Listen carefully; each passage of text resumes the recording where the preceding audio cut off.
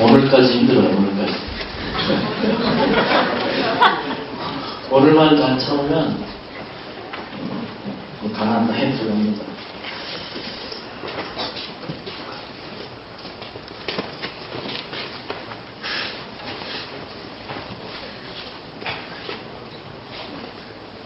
아침에 일어나 힘드시죠? 그것도 겸손합니다.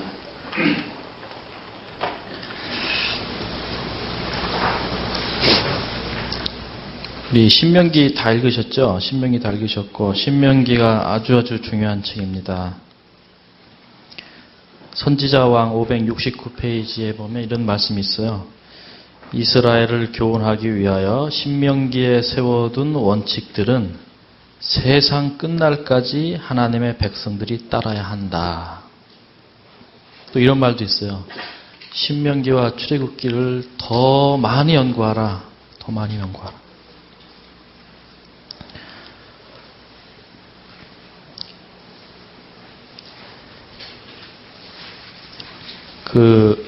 아직 좀 안 오신 분들이 꽤 있는 것 같아요. 그래서 좀 이야기 하나 할게요. 여러분이 책 한 권 소개해 드릴게요. 죽기 전에 유대인을 만나라, 죽기 전에 한 번은 유대인을 만나라 라는 책이 있어요. 나온 지 얼마 안 됐어요. 작년에 나왔나요? 네. 거기에 보면 이런 이야기가 있어요. 그거는 이제 이 유대인들이 신명기의 원칙을 따라서 이 신명기를 거의 외우다시피 다 하니까 그 사람들의 정신이 다 들어있잖아요. 여러분, 우리 잠자고 있는데 갑자기 막 사이렌 소리가 한밤중에 막 울리면은 별로 기분 좋지 않죠. 잠자다가 막 한밤중에 사이렌 울려서 막 왱왱거리고 다니면 잠 깨고, 그죠? 근데 유대인들은 뭐 하는 줄 아세요, 그때? 한밤중에 막 사이렌 소리가 왱 울리고 지나가요. 그럼 일어나요. 일어나서 기도합니다. 하나님, 저 앰뷸런스 안에 있는 저 환자가 병원에 도착할 때까지 죽지 않고 생명이 유지될 수 있도록 도와주십시오. 라고 기도합니다. 그거를 그 사람들이 어릴 때부터 그렇게 배워왔기 때문에 그 차에 실려가는 사람이 그 환자가 누워 있잖아요. 그러면서 뭐라고 기도하는지 아세요?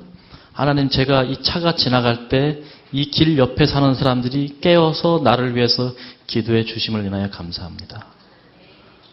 라고 기도해요. 그래서 이 책은 1년에 365일 동안 하루에 하나씩 읽게 되어 있는 이렇게 일종의 기도록 같은 이렇게 책인데, 이렇게 첫째 날, 둘째 날 읽다 보면은 이제 일곱째 날 되면 안식일. 해서 이제 그날은 쉬는 날이에요. 또 이제 여덟째, 아홉째 이렇게 쭉 가서 1년 정도 되어 있습니다. 유대인들이 이 모세오경에 관해서 가지고 있는 생각을 아주 잘 이렇게 실천적으로 적어놓은 책이에요. 예를 들어서 나랑 아주 친한 친구가 나한테 결혼 청첩장을 보내지 않았어요. 그러면은 거기에 우리 같으면 좀 괜히 기분 나쁘잖아요. 청첩장을 안 보냈어?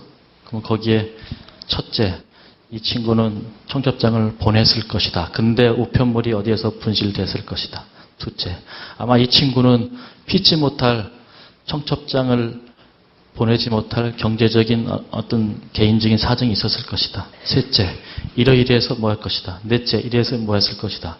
쫙 해서 한 5가지, 10가지 했습니다. 그래서 내가 친구로부터 청첩장을 받지 못했을 때 우리는 어떤 마음을 가져야 되는가.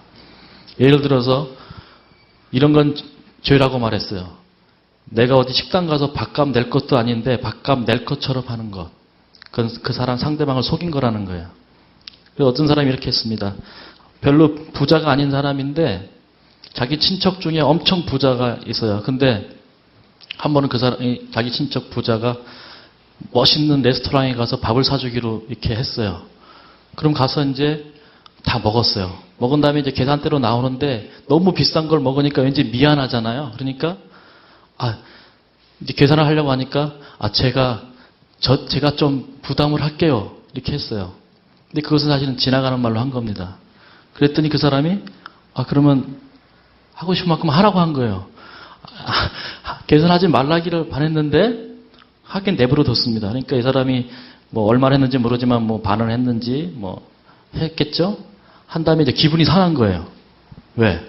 자기는 엄청나게 부자고 자기가 사준다고 했는데 예? 내가 조금 부담한다고 했더니 하게 내버려둔 거에서 기분이 상했어요. 그래서 랍비한테 물었습니다. 그랬더니 그것은 그 사람의 잘못이 아니라 당신의 잘못입니다.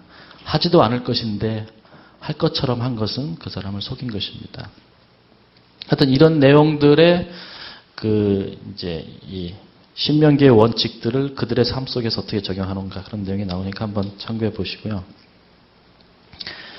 예, 이제 우리가 신명기를 1장부터 사실은 34장까지 쫙 이렇게 다 훑어가면 좋지만 그렇게 하려면 신명기 가지고 일주일 해도 모자르잖아요. 어차피 신명기는 역사서하고 선지서에서 계속 풀어가는 하나의 전과라고 했으니까 이제 오늘 우리가 역사서를 들어갑니다. 그죠? 이미 어저께 여호수아 다 읽으셨잖아요. 이제 여호수아서부터 역사서가 시작되는데 이제 제가 여호수아 1장부터 이제 중요한 사건들을 보면서 이걸 신명기에서 어떻게 인용하고 끌어다 쓰는가 하는 원리들을 같이 한번 살펴보도록 하겠습니다. 여호수아 1장 한번 보세요.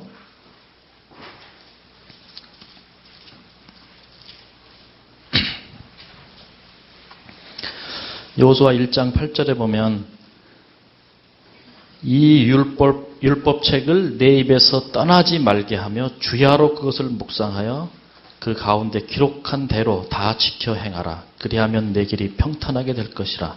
내가 형통하리라. 하면서 이 율법책, 이게 무슨 책입니까? 어떤 성경을 읽으시다가 율법책 하면 크게는 모세오경이지만 작게 들어가면 그것은 신명기입니다. 신명기. 물론 이제 뭐 레위기나 민수기의 일부분들이 다 포함되어 있지만은 신명기에 다 포함된 것입니다. 그래서 율법책. 그래서 내 입에서 떠나지 말게 하고 주야로 그것을 어떻게 해요? 묵상하라. 주야로. 그래서 사실은 저도 이번에 와서 새롭게 결심을 했어요. 하여튼 신명기를 제가 생각해 보니까 이게 중요한 책이라고 막 강조는 되게 많이 하고 강의도 많이 했는데 정말 주야로 묵상하고 이렇게 암송이 될 때까지 이거를 외우고 내 마음에 채워야 되겠다는 결심을 하게 됩니다. 여러분 앞으로 참 신명기 좀 사랑해 주세요. 사실 신명기 내용 자체는 어렵지 않아요. 그죠? 예, 아주 재밌고 아주 좋은 내용들이 많습니다. 그게 당시에 가나안 땅에 들어가서 사는 이스라엘 사람들의 이제 민법이었지만 우리가 그대로 하는 사람은 없잖아요. 그죠? 뭐 옷을 섞어 입지 말라 하면 막 다 혼방된 옷은 다 버려야 돼, 지금. 그죠? 근데 거기서 원칙, 왜 이렇게 했는가라고 하는 그 원칙과 하나님의 뜻을, 예를 들어서 그런 거 있잖아요. 씨를 뿌릴 때 두 가지를 섞어 뿌리지 말라 그러죠. 그 말이 있어요, 없어요? 예를 들어서 우리가, 저도 시골에서 농부의 아들로 태어나서 농사를 많이 쳐봤는데, 예를 들어서 옥수수 심으면 옥수수는 크잖아요, 그렇게. 키가 크잖아요, 그죠? 그럼 이 사이가 뭐 심습니까? 키가 작은 콩 같은 거 심어요, 여기다 옥수수 심고. 혼작을 합니다, 혼작. 근데 이스라엘 백성들은 혼작하지 말라고 해요. 여러분, 가나안 땅에 들어가면 가나안에 살고 있는 사람들은 어떻게 농사 짓까? 이런 식으로 다 농사 짓고 있는데, 이스라엘의 밭은 옥수수만 다 심든지, 콩만 다 심든지 하라는 거예요. 섞어 뿌리지 말라는 거예요. 어떤 사람들은 이게 두 가지를 섞으면 이게 이제 일종의 뭐 교류가 일어나서 뭔가 이 씨앗에 문제가 생기니까 그런 거 아니냐 할 수 있는데 그런 거 아니에요. 그죠? 그런 건 아니에요. 심었다고 뭐 콩이 옥수수처럼 나중에 커집니까? 그런 거 아니잖아요. 왜 그랬는가? 철저하게 신명기의 원칙은 자기 이익의 극대화를 막았어요. 자기 이익의 극대화. 이거 사실은 농업 기술이잖아요. 그죠? 농업 기술인데 결과적으로 이렇게 하면 뭐가 생기는 거예요? 농사가 잘 되고 수확이 많아지게 돼 있어요. 그러나 너희가 축복받고 축복받지 못하는 것은 신명기에 있는 말씀을 잘 순종하면 어떻게 해요? 어떻게 해요? 하나님의 비도 내리고 메뚜기가 오는 것도 막아주시고 하셔서 농사가 잘 되도록 할 테니까 그것만 믿고 그냥 이 방법대로 해라. 그러면 1년 지나고 나면 이게 더 수확이 많을 줄 알았는데 여기는 메뚜기 와서 잘라먹죠. 뭐 바람 불면 없어지죠. 비 안 오지 않고 이거보다 여기에 훨씬 많은 축복이 있음을 가난한 사람이 다 볼 것이고, 그래서 저 이스라엘 사람들은 아직도 옛날 방식으로 농사 짓는데 왜 우리가 잘 먹고 잘 살지? 그거 보게 될 것이다. 여러분, 이스라엘 땅이 어떤 땅입니까? 신명기 몇 장을 보시냐면 10장인가요? 우리가 많이 착각하는 것 중에 하나가 이 적과 꿀이 흐르는 땅에 대한 착각이에요. 오해. 그게 뭐냐면 11장이네요. 11장 9절부터 보겠습니다. 9절. 또 여호와께서 너희의 열조에게 맹세하사 그와 그 후손에게 주리라고 하신 땅 곧 젖과 꿀이 흐르는 땅에서 너희의 날이 장구하리라. 내가 들어가 얻으려 하는 땅은 내가 나온 애굽 땅과 같지 아니하니 거기서는 너희가 파종한 후에 발로 물대기를 채소밭에 댐과 같이 하였거니와 너희가 건너가서 얻을 땅은 산과 골짜기가 있어서 하늘에서 내리는 비를 흡수하는 땅이요. 여러분, 애굽 땅하고 여기 애굽 땅하고 가나안 땅하고 비교해서 설명을 하면서 애굽 땅은 어떤 땅이라고 설명하고 있습니까? 보니까 너희가 파종한 후에 발로 물대기를 채소밭에 뗀 것 같습니다. 비가 잘 내리는 땅이 아니에요. 비가 많이 잘 내리는 땅입니다. 그래서 좀 메마르면 가서 발 가지고 이렇게 밭둑을 이렇게 몇 번 밟아주면 그쪽에 강에서 물을 끌어다가 얼마든지 물을 쓸 수 있는 좋은 땅이라고 말하고 있어요. 예? 반면에 가나안 땅은 애굽 땅과 같지 않다고 말하고 있어요. 여기는 산과 뭐가 있어요? 골짜기가 있어서 어떻게 합니까? 물을 흡수한다고 했는데 이 흡수라고 하는 말은 이스라엘의 그 산과 골짜기는 저는 이스라엘 안 가봤지만 다 석회암입니다. 그래서 어떻게 비가 오면은 흡수란 말은 물을 잘 간직하고 있다는 뜻이 아니라 다 쏟아버린다는 뜻이에요. 다 이렇게 뭡니까? 흡수해서 다 버리는 땅입니다. 그래서 비가 오면은 금방 말라버리는 땅이에요, 사실은. 농사 짓기 힘든 땅입니다.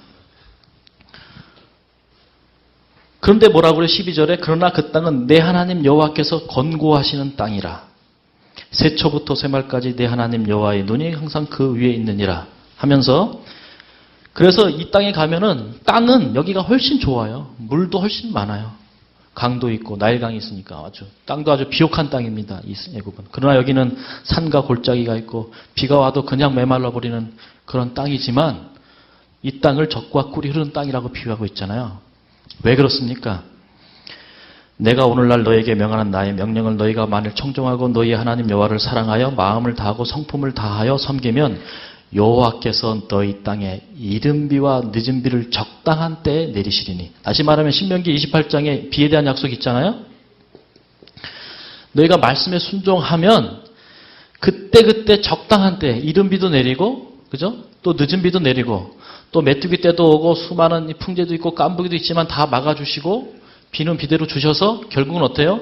애굽 땅의 그 풍부한 물에서 짓는 그 결과 이상으로 이 산과 골짜기 척박한 땅에서도 젖과 꿀이 흐르는 땅으로 만들어 주시겠다는 것입니다.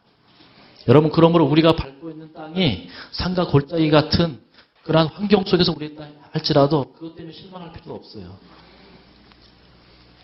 거기서 우리가 하나님의 말씀을 붙잡고 신명기의 원칙을 따라 순종하고 굴복하는 순간 그 땅을 하나님께서 젖과 꿀이 흐르는 땅으로 바꿔주신다는 거예요. 이 신명기의 원칙이 참 중요합니다. 그래서 이게 이제 아까 처음 다시 돌아가서 여호수아 1장에도 보면 뭐예요? 이 율법책을 주야로 정말 묵상하라 이렇게 말씀하시죠. 그 2장에 보시면 어떤 사건도 있습니까? 이 라합, 이제 여리고성을 정복하는 사건이 나오면서 라합 이야기 잘 아시죠? 네. 라합이 여리고의 기생이었지만 그거 어떻게 합니까? 소문을 들으니까 이스라엘 나라가 보통 나라가 아니잖아요. 그죠? 그래서 사는 방법은 하나밖에 없어요. 이스라엘 안으로 들어가야 돼요. 그 언약 안으로 들어가야 됩니다. 그래서 마침 이 정탐을 왔던 사람을 숨겨주면서 둘이 이제 약속하죠. 어떻게 보면 여기 거의 서약, 언약에 가까운 서약을 맺습니다. 이 여리고성을 정복할 때 우리 나를 좀 살려달라 하면서 그 표를 구하죠. 그래서 그 두 사람이 어떻게 합니까? 맹세하고 이제 그 서약의 표를 요청합니다. 그때 18절에 보면 2장 이 창문에다가 붉은 줄을 길게 매라. 그러면 그 집을 우리가 보호해 줄 것이다. 여러분 결과적으로 보면 여리고성이 막 무너지고 전쟁이 일어났을 때 가장 이 여호수아가 당부했던 사항이 뭘까요? 가서 싹 다 진멸시켜라 하면서도 계속 당부했던 게 뭘까요?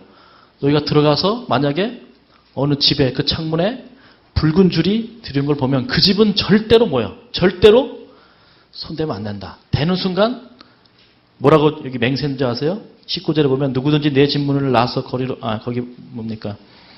나서서 거리로 가면 그 피가 그의 머리로 들어갈 것이요. 그러나 누구든지 너와 함께 집에 있는 자를 누가 손을 대면 그 피는 우리의 머리로 돌아갈 것이냐라고 맹세를 해버렸어요. 그렇기 때문에 너희들 만약에 들어가서 그 붉은 줄이 매달려 있는 창문 열고 들어가서 거기 만약 한 사람이 더 죽이면 그 피가 그 사람에 들어가니까 그건 조심하라. 그래서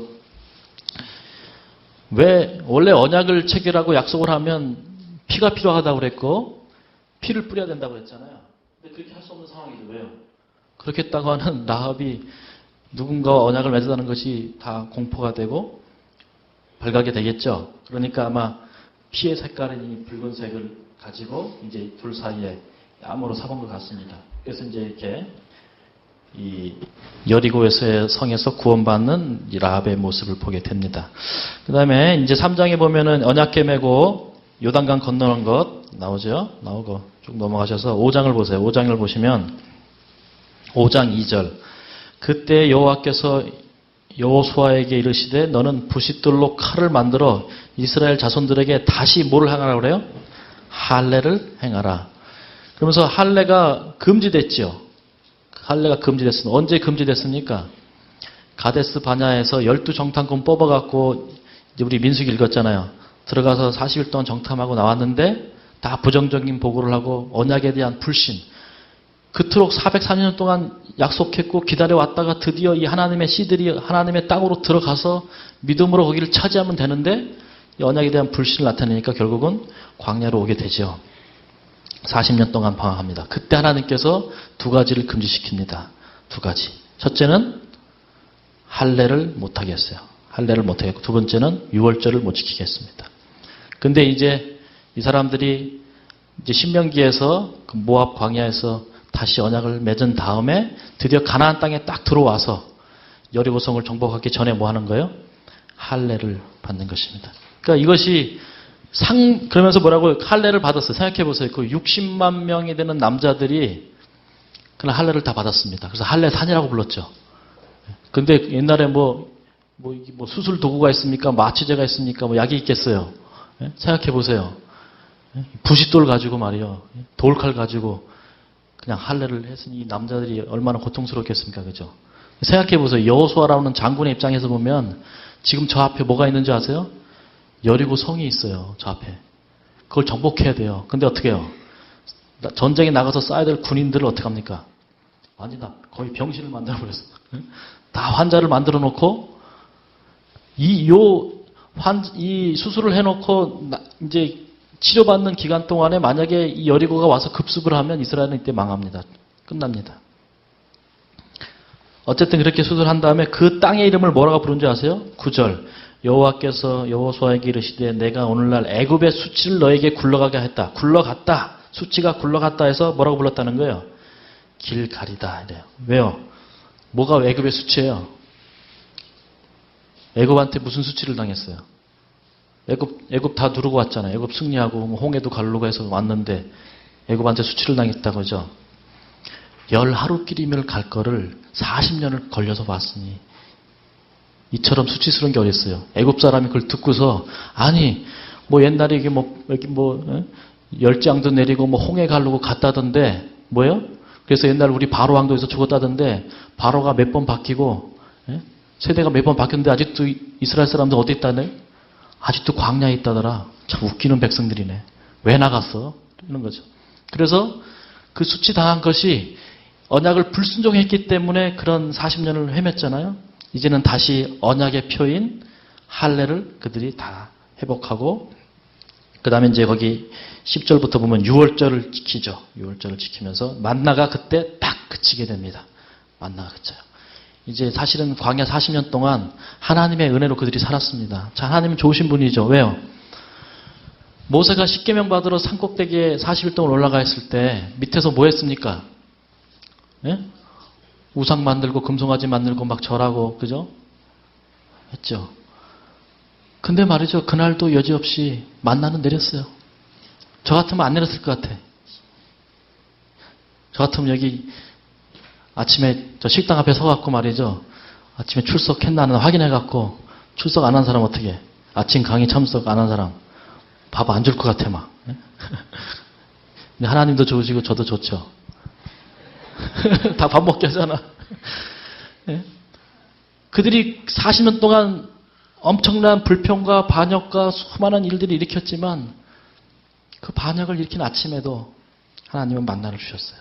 은혜로 먹이셨다가 드디어 이제 가나안 땅에 들어가서 만나가 그친 것은 이제 그들이 땅에서 하나님의 말씀을 붙잡고 했을 때 하나님의 축복으로 스스로 거두는 이제 열매를 먹을 수 있도록 축복해 주십니다. 6장에 보시면 여리고를 정복하는 장면이 나오는데 여기 보면은 의도적으로 반복된 숫자가 있습니다. 어떤 숫자가 나오죠? 6장 4절에 보면 제사장 7이 나오고 7 나팔을 들고 여리고 성을 몇 번 도르라고 그래요? 며칠 동안? 7일 동안 도는데 7째 날에는 7번 돌면서 7이라는 숫자가 의도적으로 반복되고 있죠. 그죠? 7을. 이 7이라는 숫자는 언약의 숫자입니다. 언약의 숫자. 계약의 숫자. 여러분 창세기 읽으시다가 그 아브라함과 아비멜렉이 언약 맺을 때 그 부엘세바라는 우물가에서 언약 맺을 때 그 따로 암양 새끼 7마리를 떼놓죠. 그랬더니 이게 7이 뭐냐 이렇게 물어봅니다. 그랬더니 이것이 너와 나 사이에 언약의 표징이 된다 이렇게 말하면서 7이라는 숫자가 나오는데 7이라는 숫자는 그 히브리 말로 맹세하다라는 말이 있어요. 맹세하다라는 말은 무슨 뜻이냐면 7번 반복하여 말하다 이 뜻입니다. 내가 내 맹세한다 한 말은 7번을 반복하여 말한다. 그러니까 7이라는 숫자하고 맹세라는 단어하고 거의 어원이 비슷해요. 그래서 우리가 히브리어를 몰라갖고 하도 학교 다닐 때 공부를 안 해갖고 말이죠. 샤바입니다. 샤바. 7이라는 숫자가. 그래서 우리가 안식일 할 때도 사바트 갖고 이렇게 뒤에 붙죠. 그래서 7이고 이게 맹세가 쉐바인가요? 하여튼 거의 발음이 비슷합니다. 7이라는 숫자하고 맹세라는 거하고 거의 발음이 비슷해요. 그래서 안식일을 하나님께서 7째 날에 두시고 신명기를 계속 읽어보면은 모든 이 기억의 장치는 7이랑 관련되어 있어요. 그래서 안식일이 돌아오면서 7째 날을 기억하게 되고 안식일은 매주 오지만 절기는 1년에 한 번 오잖아요. 근데 우리가 광복절 지키고 예를 들어서 광복절이나 3일절은 1년에 하루기 때문에 잊어버리기 쉬워요. 근데 여러분 3일절을 일주일 지킨다고 생각해 보세요. 광복절을 일주일 지켜요. 잊어버릴까 안 잊어버릴까요? 안 잊어버려요. 그래서 이 사람들은 6월절 무슨 절기를 반드시 며칠을 지켜요? 7일 동안 지키게 돼 있어요. 절대 잊어버리지 말도록. 다 쉬고 그 절기를 지키게 돼 있죠. 7이라는 숫자는 상당히 중요한 숫자입니다. 제가 이 교재에 좀 어디 적어놓은 것 같으니까 참고하시고요. 시간이 없으니까. 그래서 이제 7이라는 숫자를 앞세우고 특별히 거기 보면 6장 5절에 보면 제사장들이 양강 나팔을 길게 불어서 이렇게 있습니다. 길게. 나팔을 길게 불어. 우리 민수기 여러분 읽으실 때 나팔 부는 규례 배웠을 거예요. 그래서 한 번을 불면 어떻게 하고 두 번을 불면 어떻게 하고 나팔을 울려서 이렇게 쉽게 말하면 크게 불면 어떻게 하고 또 짧게 불면 어떻게 하고 또 진군할 때는 이렇게 하고 전쟁 나갈 때는 이렇게 하고 그런 거 있어요. 그죠? 근데 여기 보면 양강 나팔을 길게 부는 규례는 없어요. 민수기 10장에 그 규례가 나오거든요. 근데 길게 부는 규례는 없어요. 근데 성경에 딱 한 번 여기하고 딱 한 번 나팔을 길게 부른 때가 있었어요. 우리가 이미 읽었어요. 출애굽기에서.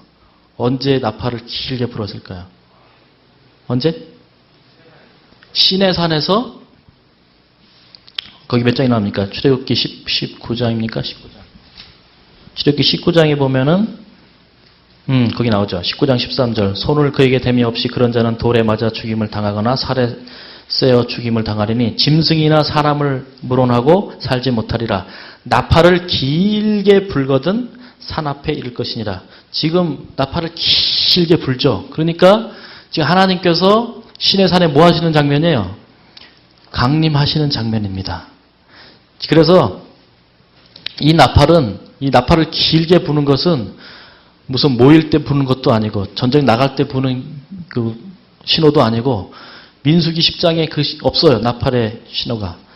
다만 신의 산에서 나팔을 길게 부니까 하나님께서 임재하셔서 막 지진이 나고 흔들리면서 어떻게 했습니까? 막 암흑도 생기고 막 그랬잖아요. 하나님께서 직접 나타나실 때 부는 방법이에요. 우리가 그래서 예수님께서 재림하실 때 천사장의 호령 소리와 또 뭐가 나타난다고 그래요? 나팔을 길게 부는 그 나팔 소리를 들을 거예요. 왜요?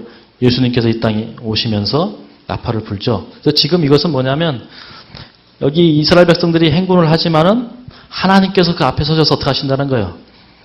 이 여리고를 무너뜨리기 위해서 여호와의 군대 장관이신 예수님께서 그 앞에 서신다는 것을 상징적으로 보여주고 있어요. 그래서 하루에 한 바퀴씩 돌았습니다. 그죠? 생각해 보세요. 물론 할례 받고 어느 정도 다 나았겠죠. 근데 제가 볼 때는 그 중에 어떤 사람들은 할례 받고 제대로 치료가 안 돼갖고, 그죠? 다리를 쩔뚝이면서 말이죠. 허리춤을 잡고 막 돌았을 거예요. 그 말이 하루에 한 바퀴 도는 것이지 할례 받은 다음에 한 바퀴 돌아가면 엄청나게 힘든 일입니다. 그죠? 그러니까 하루에 한 바퀴 돌으라고 하니까 여러분 같으면 몇 시에 돌겠어요? 하루에 한 바퀴 돌아라. 예? 우리 밥 먹고 아침 9시에 모입시다 할 수도 있고 오전에 푹 쉬었다가 점심 먹고 1시부터 돕시다 할 수도 있고 낮에는 널 더우니까 해 떨어질 때 5시에 돌 수도 있고 그죠? 이 사람들이 언제 돌았을까요? 제가 성경 읽다 보니까 이게 재미난 구절이 있더라고요. 12절입니까? 6장 12절. 여호수아가 아침에 일찍이 일어나니라. 일찍 일어났다 그랬고, 그 다음에 15절에도 제7일 새벽에 그들이 일찍이 일어났다 그랬어요. 근데 여기 11절에 보면은 재미난 표현이 있어요. 여호와의 궤로 성을 한 번 돌게 하니라. 무리가 진에 돌아와서 진에서 뭐 했다고 그랬어요? 자니라. 그러니까 아침에 일찍 하면 5시쯤 일어나서 다 준비한 다음에 뭐 한 바퀴 도는데 1시간 걸렸다고 하면 뭐 2시간 걸렸다고 하면 아침에 일찍 일어나서 한 5시, 6시 일어나서 한 바퀴 빙 돈 다음에 어떻게 한 거예요? 피곤하니까 자니라. 이게 작전이야. 전쟁하는데 한 바퀴 돌고 막 자는 게 작전이야. 그러니까 여리고 사람들이 성에서 새벽에 이게 군인들이 파수꾼들이 긴장했을 거 아닙니까? 쫙 군대가 몰려오는데 야 이거 큰일 난 거죠. 나팔 불면서 한 바퀴 삥 도는데 예? 보니까 칼은 아무도 안 들었어. 근데 앞에 뭐 언약궤 메고 나팔 소리도 사람들은 쭉 따라오는데 어떤 사람들은 막 쩔뚝 이러고 따라오고 말이죠. 이상해 뭔가. 막 되게 고도의 심리전이야 이게. 이게 뭐 하자는 거지.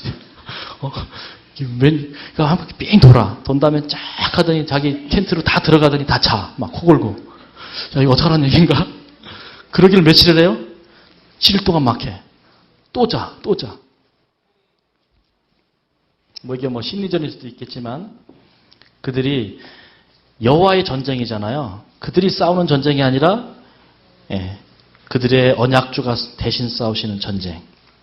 거기에 온전히 맡기고 그 말씀에 순종하는 모습을 보게 됩니다. 그래서 거기에서 이제 대승을 거두죠. 근데 7장에 보면 이제 여리고 성 말고 그 다음 성이 하나 있었습니다. 좀 작은 성. 무슨 성이었어요? 아이 성이 있었는데 거기서 완전히 실패를 합니다. 누구 때문에 그랬어요? 아간 때문에 그렇죠. 근데 여러분 아간이 결국 무슨 죄 저질렀습니까? 몇 가지 훔쳤잖아요. 그죠? 옷하고 뭐 금덩어리 몇 개 훔쳤어요. 근데 보면 거기에 아간이 도적질했다. 이렇게 표현을 안 하고 아간이 계속 뭐 했다고 말하고 있어요. 11절에 보면은 이스라엘이 범죄하여 내가 그들에게 명한 나의 뭘 어겼다고 말해요? 언약을 어겼다. 15절에도 바친 물건을 가진 자로 뽑힌 자를 불사르되 그와 그 모든 소유를 그리하라. 이는 여호와의 뭘 어겼다고 그래요? 언약을 어기고 이스라엘 가운데서 망령된 일을 행했다면서 언약을 어겼다고 말해요. 그래서 이제 역사서를 읽다가 언약을 어겼다 이런 표현이 나오면은 분명히 신명기는 하지 말라고 했는데 그것을 거스렸을 때, 신명기 하지 말라는 것을 했을 때는 언약을 어겼다 이렇게 표현합니다. 그러면 신명기에 이런 표현이 있을까요, 없을까요? 그걸 이제 찾아야 되겠죠. 이제 역사서를 해석하는 이제 원리입니다. 신명기 7장을 보세요. 신명기 7장 25절, 26절에 보시면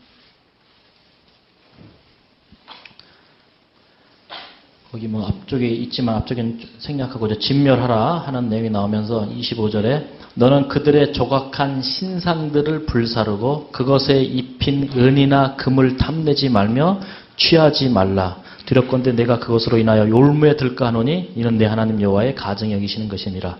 너는 가증한 것을 내 집에 들이지 말라. 너도 그와 같이 진멸당할 것이 될까 하노라. 너는 그것을 극히 꺼리며 심히 미워하라. 그것은 진멸당할 것임이라 하면서 특별히 여리고성을 정복하면서 이 여리고성은 이스라엘이 정복하는 첫 번째 성읍입니다. 첫 열매예요. 뭐든지 하나님께서는 첫 열매를 하나님께 다 온전히 드리게 하죠. 장자가 되었든 짐승이 되었든 첫째 것은 하나님께 대속을 하고 드리게 되어 있습니다. 그래서 특별히 여리고성은 원래 전쟁을 하면 전리품을 나누게 되어 있어요. 거기서 얻은 뭐 짐승이나 금이나 은 같은 걸 참여한 군인들이 나누게 되어 있습니다. 근데 이 성읍만큼은 첫 열매예요. 그래서 어떻게 해요? 완전히 질면시키도록 했습니다. 금이나 은도 다 불태우고 다 없애버렸어요. 하나님께 완전히 드린다는 의미로. 그것이 언약이었습니다. 여기 신명기 7장에. 근데 아간이 어떻게 한 것입니까?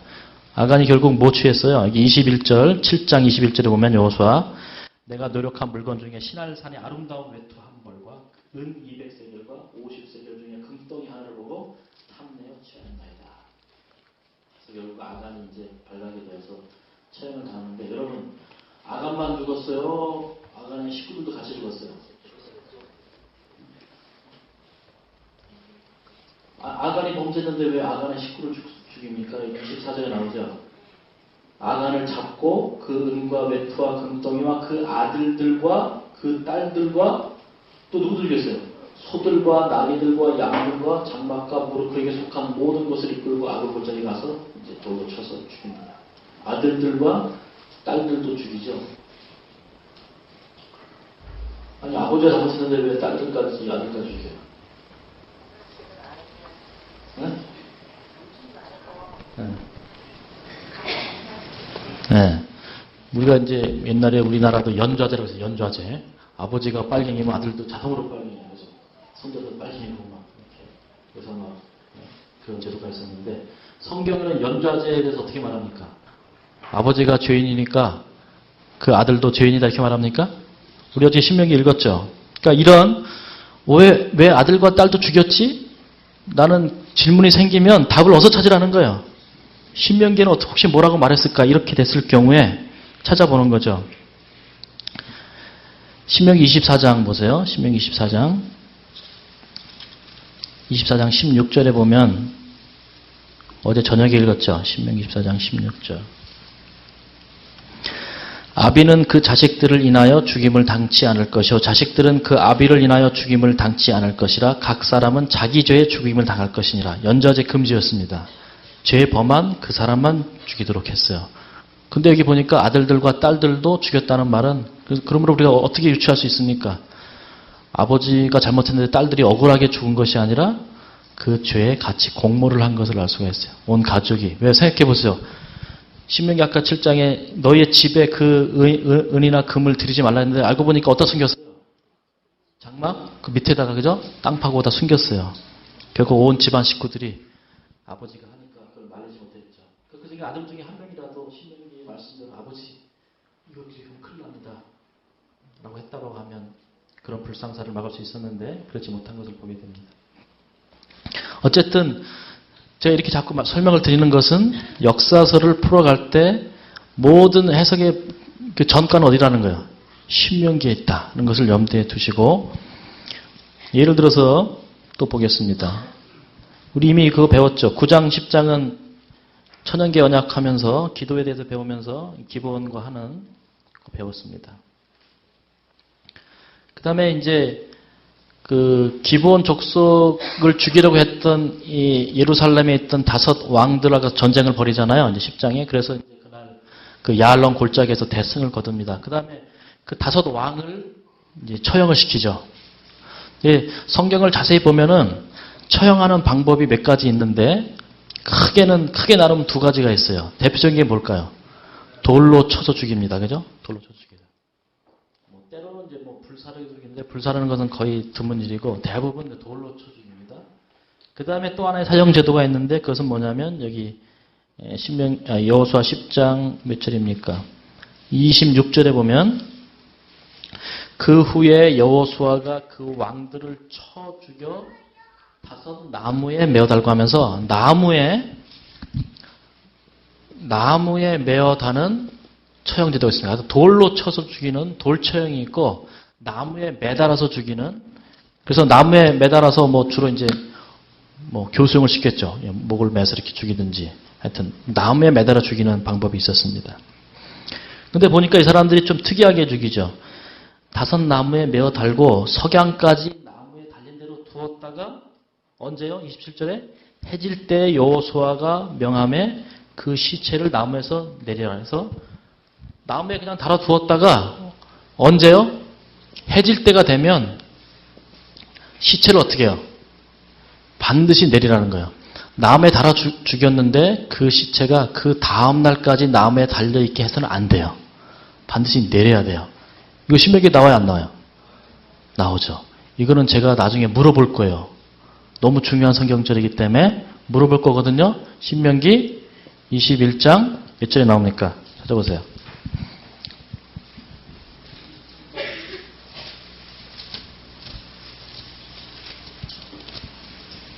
우리 22절, 23절 거기 같이 하면 되겠어요. 22절, 23절. 여기도 쉬워요. 신명기 21장 22절, 23절. 요것만 딱 기억해 두시면 신명기 21장. 아마 여러분들이 어떤 분들 막 성경절 1년에 50개, 100개, 1000개 외우셔도 이 성경절 외우시는 분은 거의 없을 거야. 이런 걸 우리가 외울 이유도 모르고. 근데 너무너무 중요한 성경절이에요. 특별히 우리 십자가를 이해하려면 이 성경절을 이해해야 되거든요. 그때 물어보겠습니다. 제가 아무나 물어볼 거예요. 나무에 달리는 그 서형 방법 신명기 몇 장에 있냐 물어보면 대답하세요. 몇 장이라고? 21장 22절 23절. 사람이 만일 죽을 죄를 범함으로 내가 그를 죽여 나무에 달거든 그 시체를 나무에 밤새도록 두지 말고 당일에 장사하여 내 하나님 여호와께서 내게 기업으로 주시는 땅을 더럽히지 말라. 나무에 달린 자는 하나님께 뭘 받았다? 저주받았다. 물어볼 겁니다. 나중에 나무 요 몇 장 몇 절인가 해질 때 저주받았다. 꼭 물어볼 겁니다. 혹시 안 물어보면 저한테 물으라고 하세요. 예? 안 물어보면 아무 때나 손 들고 그거 언제 물어보냐고 좀 물어. 예? 저 잊어버릴 수도 있으니까. 제가 안 물어보면 후회할 것 같아. 너무 중요한 거예요. 오케이. 그렇게 기억해 두시고요. 설명은 나중에 또 드리겠습니다. 그래서 나무에 달아서 죽이는 특이한 사형 방법으로 그들을 죽입니다. 그 다음에 여호수아가 전쟁을 하니까 승리를 거두니까 이제 여리고성 말고 그 다음 전쟁부터는 전리품이 생기게 돼 있어요. 그죠? 포로를 삼든지 아니면 말 있으면 말을 뺏어오든지 또 각종 금은들을 이제 취할 수 있겠죠. 그러면 이제 그 전리품을 나눕니다. 근데 여호수아가 여기 11장 6절에 보니까 어떤 일을 했습니까? 11장 9절 보세요. 여호수아가 여호와께서 자기에게 명하신 대로 행하여 그들의 말 뒷발에 힘줄을 끊고 불로 그것을 살랐더라 하면서 말과 병거를 어떻게 했습니까? 말의 힘줄을 끊어버렸어요. 말 뒤에 그 인대를 말이죠. 칼로다가 쳐버렸습니다. 그럼 어떻게 돼요, 말이? 아무 쓸모없는 거죠, 이 말은. 먹지도 못해. 그죠? 소 같으면 잡아라도 먹잖아요. 근데 이 말은 뭐야? 발의 뒤에 힘줄을 다 끊어버렸어요. 와, 대단한 결단이죠. 그죠? 지금 땅을 다 정복한 다음에, 가나안 땅을 다 정복한 다음에, 이제 전쟁이 끝났다고 쳤으면 이해가 가요. 그죠? 첫 번째, 이제 여리고 다음에 아이성 다음에 이제 이 예루살렘 전쟁 중인데 지금 뭐요? 말 한 마리가 아쉽잖아요. 그죠? 마병이 하나라도, 오늘날로 말하면 이 병거는 탱크입니다. 탱크. 탱크 한 대가 그냥 날아간 거예요. 말을 탁 치는 순간. 왜 이렇게 했을까? 역시 뭐예요? 신명기 나옵니까? 여러분이 한번 찾아보세요. 여기 한 100여 명, 한 150명 있으니까 한 분이라도 분명히 어저께 읽었거든요.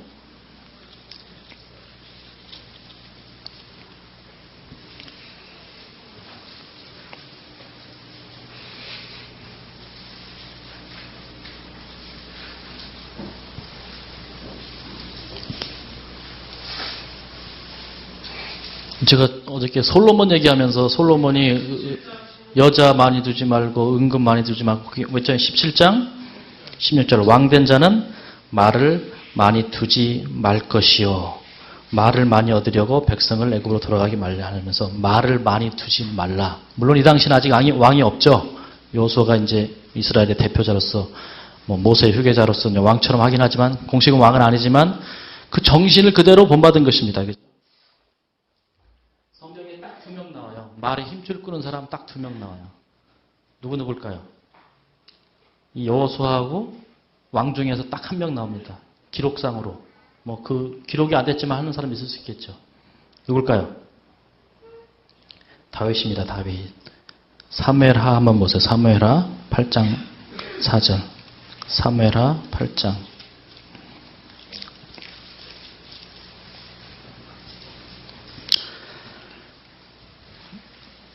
(8장 4절) 여기 이제 모압과 전쟁을 벌인 다음에 대승을 거뒀습니다. 승리 거둔 다음에 그 마병 1,700과 보병 2만을 사로잡고 병거 100승의 말만 남기고 그 외의 병거의 말은 다 발에 힘줄을 끊었도다. 그랬더니 하나님께 어떻게 하셨다는 거예요. 6절에 다메섹 아람의 수비대를 두매 아람 사람이 다윗의 종이 되어 조공을 바치니라. 다윗이 어디를 가든지 여호와께서 이기게 하시니라. 그런 생각해봐요. 죽이려면 다 죽이지 또 남긴 건 뭐야. 그죠? 그러니까 이스라엘의 병거도 많이 피해를 받겠죠. 그래서 그 수만 딱 유지시킨 것입니다. 원래 여기 이스라엘 병거가 1000승인데 전쟁을 통해서 한 100승을 잃었어요.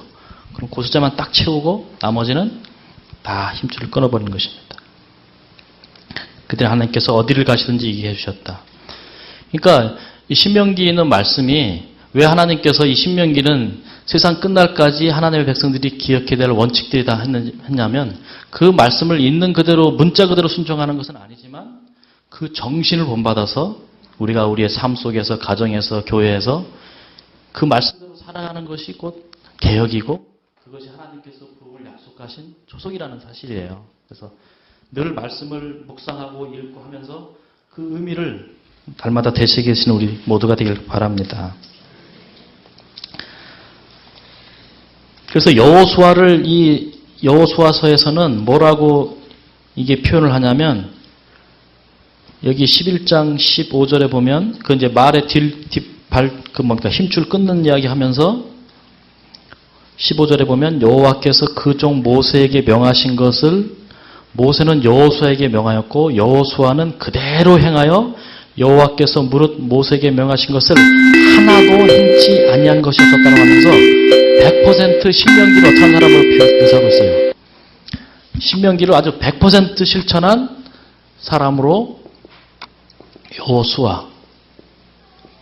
이게 이제 사실은 이제 호세아라는 이름하고 발음이 똑같은 사람이고 이 호세가 이건 히브리어고 이게 이제 헬라로 오면서 뭐가 되는 거예요? 예수스 이제 예수스가 되는데 우리가 말한 예수 같은 이름입니다. 그래서 하나의 모델이죠. 신명기를 완벽하게 지킨. 어저께 그 왕의 규례를 이사야 시대에 보니까 아무도 지키지 않으니까 뭐라 그랬어요? 신명기 차라리 덮어버리고 봉함해버려라. 아무도 안 지키는데. 근데 드디어 이제 그 여호수아 같은 사람은 지켰다. 또 다윗 같은 사람 그렇게 했다고 하면서 이상적인 메시아의 모델을 여기 이제 소개해주고 있는 것입니다.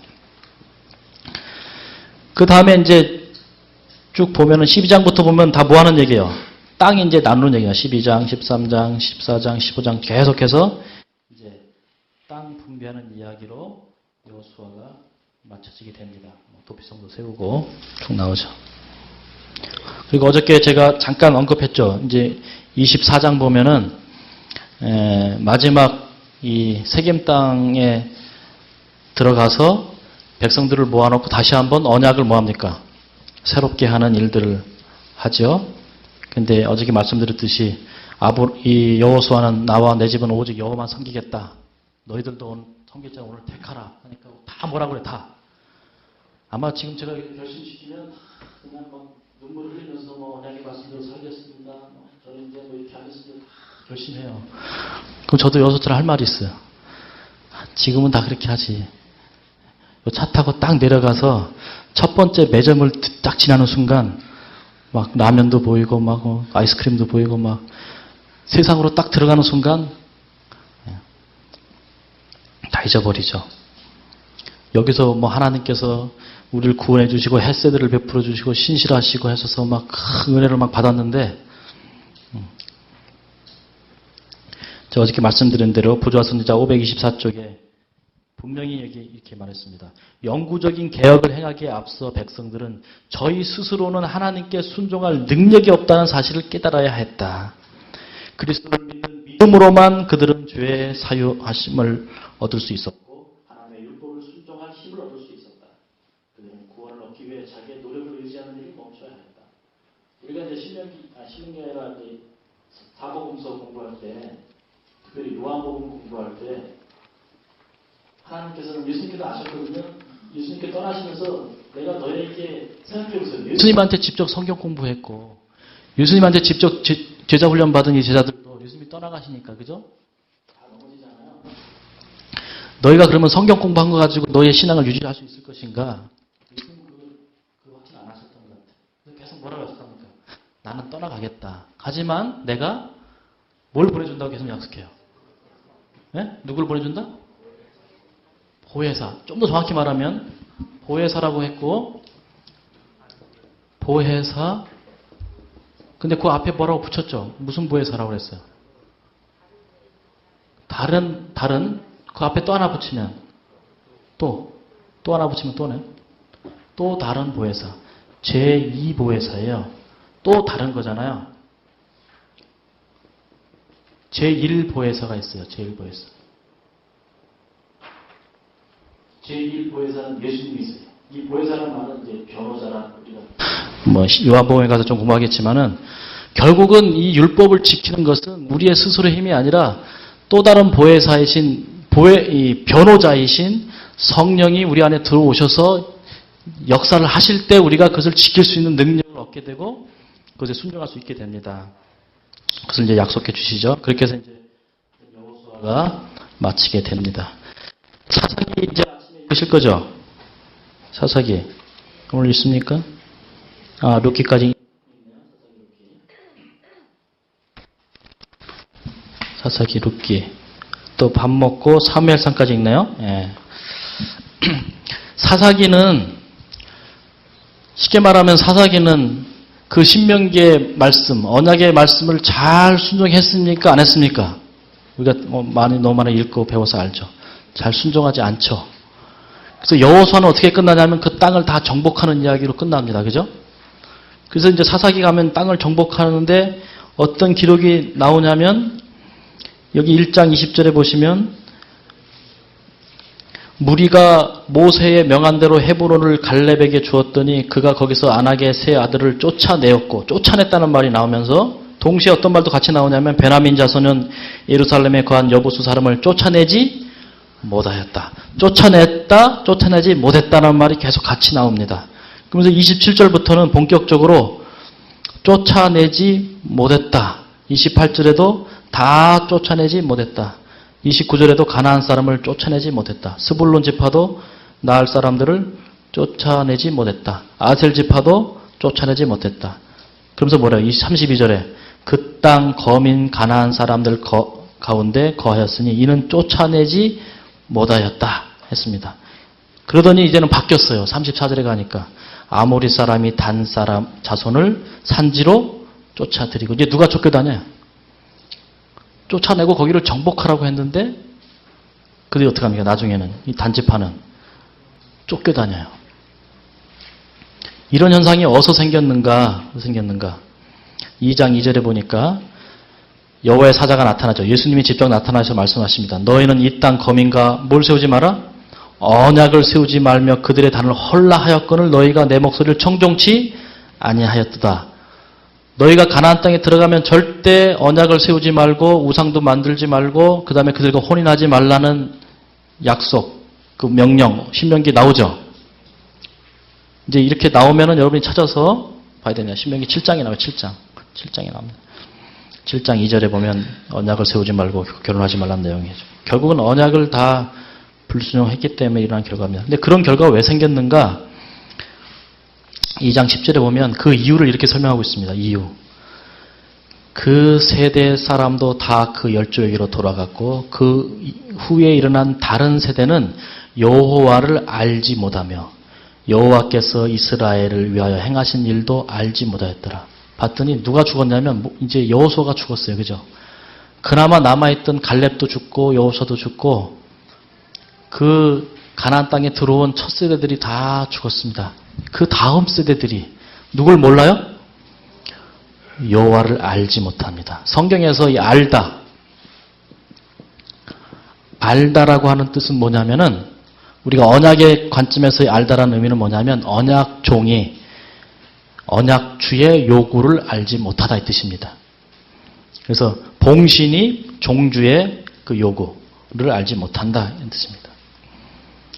그래서 계속 이제 뭡니까? 선지서에 보면은 그런 표현 많이 말해요. 이 백성이 뭐가 없어 망한다 그래요? 그 지식이 뭐 성경 지식이 아니라 여호와께서 언약주께서 요구하시는 그 명령을 알지 못하고 그것을 순종하지 않는 것을 그렇게 표현하고 있습니다. 그래서 이스라엘 백성들은 사실은 그 쉐마라고 하잖아요. 우리가 신명기 6장에 나오는 쉐마 이스라엘아 들으라 하면서 그 내용이 뭡니까? 너는 부지런히 뭘 하라고 그래요? 네 자녀에게 가르쳐갖고 그죠? 집에 들어가든지 나가든지 그래서 막 미간에도 붙이고 뭐 손목에도 매고 그 집안에 들어갔다 나올 때도 뭐 문에다가도 막 붙여놓고 계속 뭘 기억하라고 그래요? 언약을 기억하라고 하죠. 근데 지금도 유대인들은 하루에 2번씩 아침 저녁으로 이 쉐마를 그냥 외워요. 신명기 6장 1절부터 6절입니까?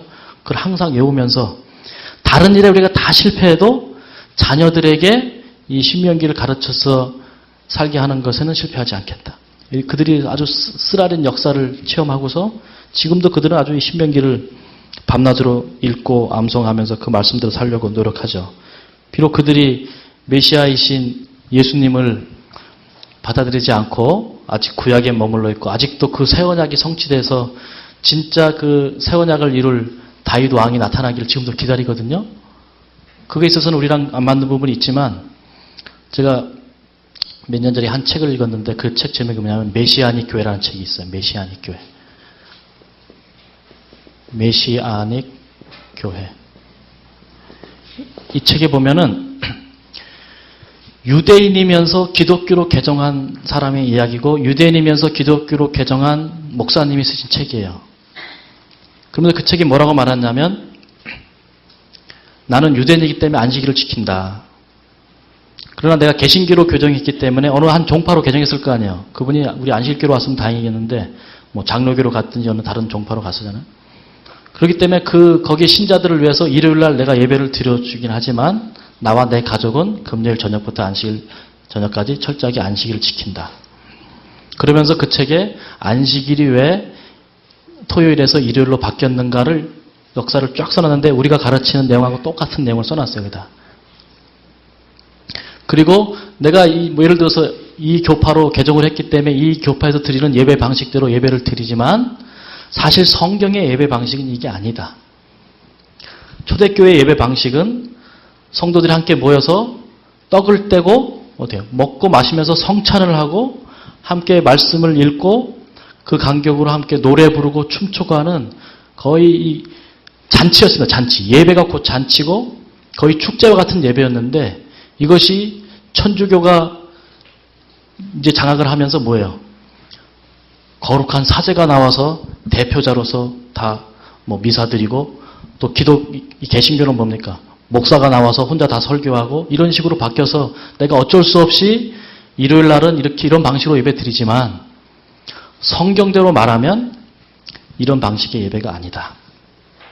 하면서 마지막 때 참 교회는 안식일을 회복해야 되고 예배를 회복해야지 된다. 하면서 자기는 언약 자손의 이 언약의 자손으로서 언약의 정통을 가진 후계자로서 이 교회가 그리고 이 메시아닉 교회 그래서 그런 교회를 이제 메시아닉 교회라고 말해요. 유대교이면서 기독교랑 합쳐진 형태죠. 그래서 유태교에서 살아있는 그 안식일과 예배를 온전히 회복하는 운동을 지금 미국에서는 벌이고 있습니다. 제가 볼 때는 우리 교회가 지금 우리의 이 상태로 잠들어 있고 하면은 하나님께서 어쩌면 바깥에서부터 이런 자들을 깨우셔서 우리가 생각하는 것 그 이상으로 뭐 이런 사람들이 목사 한 명이 선언하고 나와버리면 말이죠. 교회가 어떻게 하겠어요? 통째로. 근데 보세요. 예나 지금이나 하나님께서는 한 번도 어떤 집단을 규정하셔서 여기는 언약 백성이니까 다 구원받고 여기서 떠나간 사람들은 구원받지 못한다는 것은 한 번도 그런 적이 없어졌어요. 그죠?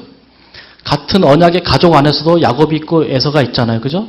그럼 한 사람은 언약의 축복을 받고 한 사람은 떠나가면 끝이에요. 아무리 할례 받아도 나가면 끝입니다. 그죠? 그러나 라합같이 여리고에서 평생 태어나서 평생 창기로 살아갔던 라합 같은 사람도 그에게 복음이 들려왔을 때 그 언약으로 들어가던 열망으로 그 안에 들어가면 어떻게 합니까? 다 받아주죠. 기본 사람들처럼 어저께 제가 설명을 좀 들드렸지만 기본 사람들이 그냥 살기 위해서 속여서 언약만 맺은 것이 아니죠. 분명히 뭐라고 말했어요? 여호수아가 언약을 이렇게 맺었던 것은 그들이 뭐라고 결심하냐면 우리가 당신들과 언약을 맺으면 당신들이 믿는 하나님을 믿겠습니다라고 개정을 한 것입니다. 그러니까 여호수아가 그게 조건이라면 언약 맺겠다. 근데 사실은 그래도 여전히 뭐 해야 됐어요? 하나님께 물어봐야 됐죠. 그래서 이 기본 사람들이 집단으로 어떻게 합니까? 개정을 하죠. 그래서 남은 무리는 성경에서 남은 무리는 어떤 예를 들어서 이스라엘 백성이 남은 무리다. 그런 적 없어요. 항상 남은 무리는 언약에 충실하게 끝까지 언약에 순종한 무리들을 남은 무리라고 불러요. 그래서 열왕기상 18장에 보면 엘리야가 뭐랍니까? 갈멜산 전투가 다 마친 다음에 오직 나만 뭐래요? 나만 남았다. 이스라엘 백성이 거기 수십만 수백만 있었잖아요. 그렇지만 나만 남아있다고 말해요. 그때 하나님께서 아니다. 너 말고도 얼마나 있어요? 7,000명을 내가 남겨두었다. 그래서 여러분 우리 제7 안실 예수 재림교회는 한 남은 무리에서 큰 조류를 형성하고 있지만 여기 있는 모두가 다 남은 무리는 아닙니다. 그죠? 이 중에 남겨진 무리도 있을 것이고 결국 남지 못하고 떠들 사람도 있을 것이지만 우리 말고도 바깥에 7,000명, 7만 명, 70만 명 되는 하나님의 남겨진 무리가 있다는 것입니다. 우리의 사명은 우리가 가진 기별을 가지고 담대하게 나가서 외쳐서 어떻게 해요? 마지막 큰 무리를 이루어서 하나님의 구원을 완성하는 일이 우리의 사명 아닙니까? 그죠? 그러기 위해서 어떻게 되겠어요? 네? 우리 자신이 먼저 이 언약에 확실한 믿음을 가지고 하나님께 확실한 언약 관계에 있어서 결국 언약에 남은 무리가 먼저 우리 자신이 돼야 되겠습니다. 우리가 남지 못했는데 어떻게 다른 사람을 남기겠어요? 오늘도 좋은 하루 되시길 바랍니다. 네, 좋은 하루 되시고 또 우리 역사선지 읽어가시면서 질문이 확 떠오를 때마다 이렇게 표시를 해두시고 혹시 이게 신명기에 답이 있을까? 나중에 또 찾아보시고 하면서 스스로 여러분 성경을 이렇게 연구하는 방법들을 한번 터득해 보시고 그 안에서 기쁨을 맛보시고 그런 하루 되시길 바랍니다. 기도하겠습니다. 하늘에 계신 아버지, 신명기를 통해 주신 하나님의 크신 사랑과 그 햇새들을 우리가 읽고 또 우리의 삶에 적용하면서 주야로 묵상하면서 우리가 그 말씀에 순종하고 하나님의 뜻을 이루어가는 언약 백성의 삶을 살 수 있도록 우리 모두를 축복하여 주시옵소서. 오늘 우리 성경 통독 사경의 3일째가 되었습니다. 더 큰 힘을 주시옵소서.